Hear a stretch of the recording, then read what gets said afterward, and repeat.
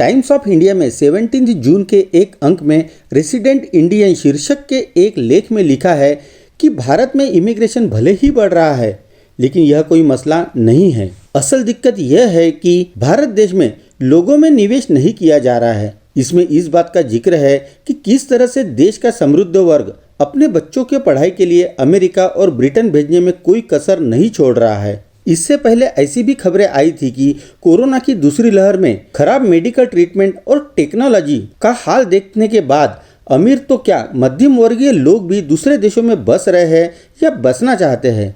इससे brain drain dinner table पर चर्चा का विषय बन गया है, लेकिन इसे लेकर चिंतित होने की जरूरत नहीं है। यहाँ यह भी लिखा गया था कि भारत में समाजवाद की वजह से 1960 के बाद से पलायन शुरू हुआ।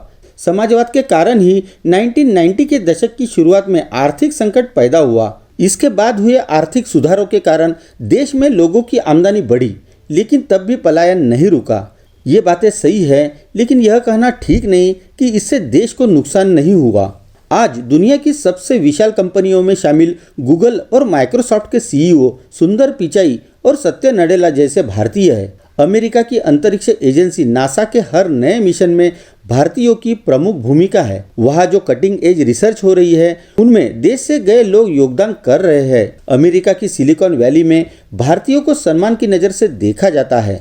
उनके योगदान की बदौलत ऐसी कंपनियां वजूद में आ रही है जो दुनिया की तकदीर बदलने का दम रखती है। दूसरी तरफ भारत में अब ऐसी कंपनियां खड़ी नहीं हो पा रही है। अमेरिका अगर आज दुनिया की महाशक्ति है तो उसमें स्थानीय प्रतिभाओं के साथ भारत, चीन और दुनिया भर से गई प्रतिभाओं का योगदान है। अब इलॉन मस्क की ही मिसाल लीजिए, जो दक्षिण अफ्रीका से अमेरिका पहुंचे और आज उनकी कंपनी स्पेसएक्स मंगल पर इंसानों को ले जाने की तैयारी कर रही है। टेस्ला के जरिए इलेक्ट्रॉनिक गाड़ियों के भविष्य की एक राह भी मस्क ने तैयार की है।